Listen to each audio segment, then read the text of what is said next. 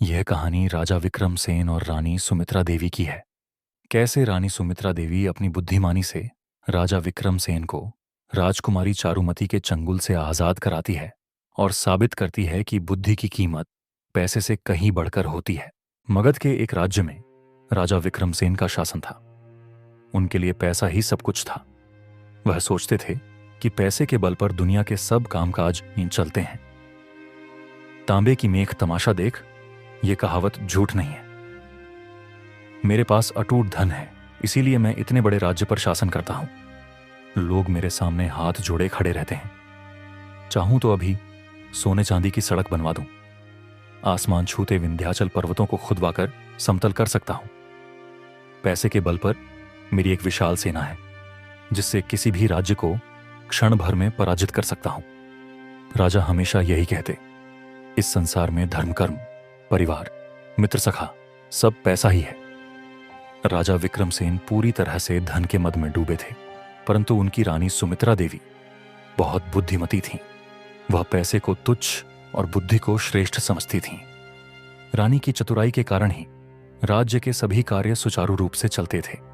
वह हमेशा कहती, दुनिया पैसे के बूते उतनी नहीं चलती जितनी बुद्धि के बल पर। लेकिन राजा के सामने साफ साफ कुछ कहने में वह संकोच करती थी। एक दिन राजा विक्रमसेन ने रानी सुमित्रा देवी से पूछा, रानी सच कहो, दुनिया में बुद्धि बढ़ी या पैसा? रानी बड़े असमंजस में पड़ गईं। वह जो जानती थीं कि राजा के मन में पैसे का बहुत महत्व था, लेकिन सत्य छिपाना भी उचित नहीं था। उन्होंने उत्तर दिया, महाराज, यदि आप सच में पूछ रहे हैं तो मैं बुद्धि को बड़ा मानती हूं। बुद्धि से ही धन कमाया जाता है और बुद्धि से ही सब काम चलते हैं। यदि बुद्धि ना हो तो सारा खजाना लुट सकता है और राज्य भी नष्ट हो सकता है। राजा को पैसे की निंदा सुनकर बहुत गुस्सा आया। उन्होंने कहा, रानी, तुम्हें अपनी बुद्धि पर बड़ा घमंड है। मैं देखना चाहता हूं कि बिना पैसे के तुम अपनी बुद्धि के सहारे कैसे जीवित रहती हो।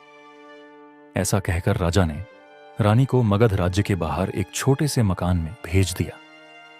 उनके साथ केवल 2-4 नौकर थे, लेकिन न तो कोई धन दिया गया और न ही कोई सामान। रानी के शरीर पर जो भी आभूषण थे वे भी उतरवा लिए गए। रानी मन ही मन सोचने लगी, मैं एक दिन राजा को दिखा दूंगी कि संसार में बुद्धि भी कोई चीज है, पैसा ही सब कुछ नहीं। नए मकान में पहुंचकर रानी ने नौकर से कहा कि वह एक कुम्हार से 2 पक्की ईंटें ले आए। जब नौकर ईंटें ले आया तो उन्होंने उन्हें सफेद कपड़े में लपेटकर अपने नाम की मुहर लगा दी। फिर उन्होंने नौकर से कहा, तुम यह धरोहर सेठ धन्नाराम के घर ले जाओ और कहना कि रानी ने यह धरोहर भेजी है, 10,000 रुपये की जरूरत है। कुछ दिनों में तुम्हारा रुपया ब्याज समेत लौटा दिया जाएगा और धरोहर वापस कर दी जाएगी। नौकर सेठ धन्नाराम के पास पहुंचा। धरोहर पर रानी सुमित्रा देवी के नाम की मुहर देखकर सेठ समझा कि इसमें कोई कीमती जवाहरात होंगे। उसने बिना कोई सवाल किए चुपचाप 10,000 रुपये दे दिए। रुपया लेकर नौकर रानी के पास आया। रानी सुमित्रा देवी ने इस धन से व्यापार शुरू किया। उन्होंने कई नौकर चाकर रख लिए और व्यापार की देखरेख करने लगी।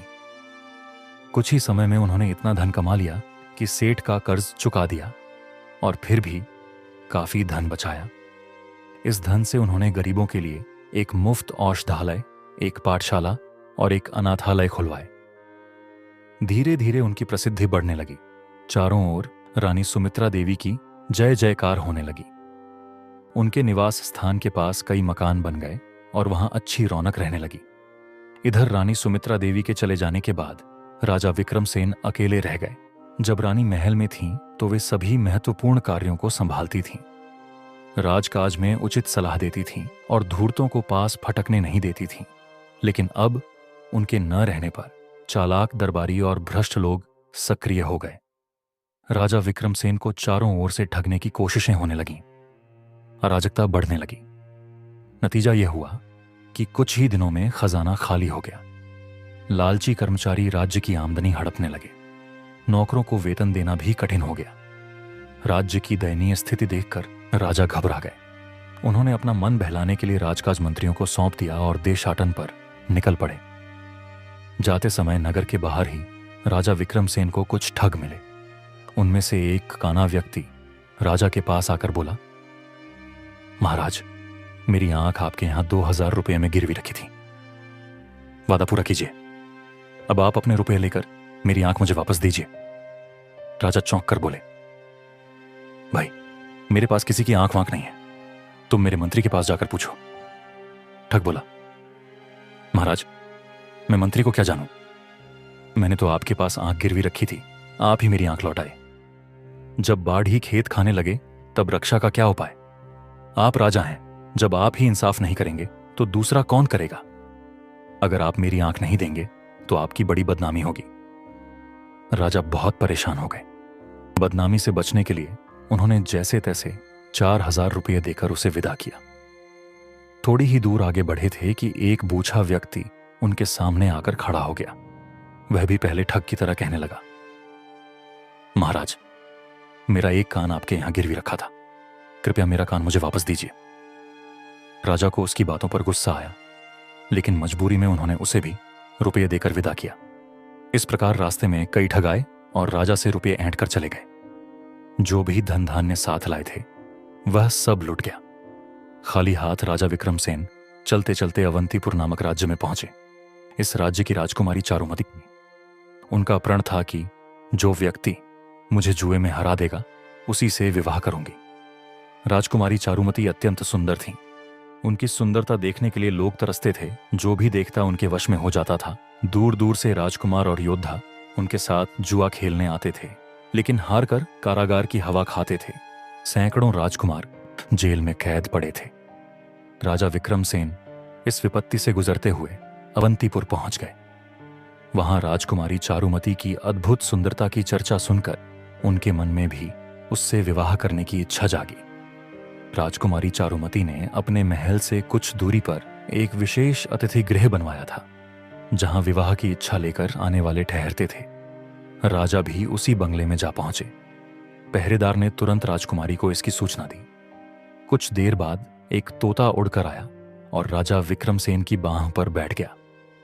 उसके गले में एक चिट्ठी बंधी थी जिसमें विवाह की शर्तें लिखी थीं। अंत में यह भी लिखा था कि यदि तुम जुए में हार गए तो तुम्हें कारागार की हवा खानी पड़ेगी। राजा ने चिट्ठी पढ़कर अपनी जेब में रख ली और राजकुमारी के महल की ओर बढ़े। राजा विक्रमसेन जब राजकुमारी चारुमती सामने गए तो उनकी आंखें राजकुमारी पर टिक गईं। उनका सारा ध्यान राजकुमारी की खूबसूरती निहारने में चला गया। राजकुमारी चारुमती और राजा विक्रमसेन आमने सामने बैठ गए। दोनों के बीच चौसर का खेल शुरू हुआ। राजा राजकुमारी की सुंदरता देखने में ऐसे मदमस्त हुए कि जुआ खेलना भूल गए और वो हार गए। शर्त के अनुसार उन्हें कारागार में डाल दिया गया। इधर रानी सुमित्रा देवी को जब यह समाचार मिला कि राजा की हालत बिगड़ गई है और वे नगर छोड़कर चले गए हैं तो उन्हें बहुत दुख हुआ। वो राजा से बहुत प्रेम करती थी। वो बेचैन हो उठी। राजा का पता लगाने के लिए रानी सुमित्रा यात्रा पे निकल पड़ी। रानी अभी कुछ ही दूर पहुंची थी कि पुराने ठग फिर से रास्ते में आ खड़े हुए। सबसे पहले वही काना ठग सामने आया और कहने लगा, रानी साहिबा, आपकी ही अमानत के रूप में मेरी आंख 2000 रुपये में गिरवी रखी थी। कृपया अपना रुपया लेकर मेरी आंख लौटाइए। रानी को बड़ा आश्चर्य हुआ। स्विंग फिर रानी मुस्कुराई और बोली, बहुत ठीक, मेरे पास बहुत से लोगों की आंखें गिरवी रखी हैं, उन्हीं में तुम्हारी भी होगी। एक काम करो, अपनी दूसरी आंख निकालकर मुझे दो। उसके तौल की जो आंख होगी वह तुम्हें दे दी जाएगी। रानी की बात सुनकर ठग की नानी मर गई। वह हक्का बक्का रह गया। रानी ने सख्त आवाज में कहा, देर मत करो, दूसरी आंख जल्दी निकालो, तभी तुम्हें तुम्हारी अमानत मिल सकेगी। ठग घबराकर हाथ पैर जोड़ने लगा। वह गिड़गिड़ाते हुए बोला, सरकार, मुझे आंख वांख कुछ नहीं चाहिए, कृपया मुझे जाने की आज्ञा दें। रानी बोली, नहीं, मैं किसी की धरोहर अपने पास रखना उचित नहीं समझती। तुम जल्दी अपनी आंख निकालकर मुझे दो, नहीं तो मेरे सिपाही इसे निकाल देंगे। आखिरकार ठग को 4000 रुपये देकर अपनी जान बचानी पड़ी। ठीक यही हाल बूछे ठग का भी हुआ। जब उसने देखा कि रानी का सेवक उसका दूसरा कान काटने ही वाला था तो उसने भी 4000 रुपये देकर अपनी जान छुड़ाई। अब ठगों को समझ आ चुका था कि वे बुद्धिमान रानी के सामने टिक नहीं सकते। ठगों से निपटकर रानी सुमित्रा आगे बढ़ी और पता लगाते लगाते राजकुमारी चारुमती के देश में जा पहुंची। राजा के जेल जाने का समाचार सुनकर उसे बहुत दुख हुआ। उन्होंने तय किया कि कुछ भी करके राजा को राजकुमारी चारुमती की कैद से छुड़ाएंगी। अब वह राजा को जेल से छुड़ाने का उपाय सोचने लगी। उसने पता लगाया कि राजकुमारी चारुमती किस प्रकार जुआ खेलती है। राजकुमारी चारुमती का सारा भेद समझकर रानी सुमित्रा ने पुरुष का भेष बनाया और राजकुमारी के महल के पास स्थित विश्राम गृह में जा पहुंची। पहरेदार ने खबर दी। थोड़ी देर में वहीं तोता उड़कर आया। रानी ने उसके गले से चिट्ठी निकालकर पढ़ी और कुछ समय बाद राजमहल से बुलावा आया। रानी राजकुमार के वेश में राजकुमारी चारुमती के महल में पहुंची। चारुमती अपने अहंकार में चूर थी। उन्हें विश्वास था कि आज तक उन्हें कोई चौसर के खेल में हरा नहीं पाया, तो ये राजकुमार क्या हराएगा। खेलने के लिए चौसर बिछाई गई। राजकुमारी चारुमती के पास एक बिल्ली थी जिसे विशेष रूप से प्रशिक्षित किया गया था। खेल के दौरान जब राजकुमारी हारने लगती थी तो वह बिल्ली के सिर पर रखा दीपक हिलाकर संकेत देती थी। इससे दीपक की ज्योति डगमगाने लगती और वह इस भ्रम का लाभ उठाकर अपने पास से बदल देती। लेकिन रानी सुमित्रा पहले ही इस चालाकी को समझ चुकी थी। उसने एक चूहा पालकर अपनी कुर्ते की बाह में छिपा लिया था। चौसर का खेल शुरू हुआ।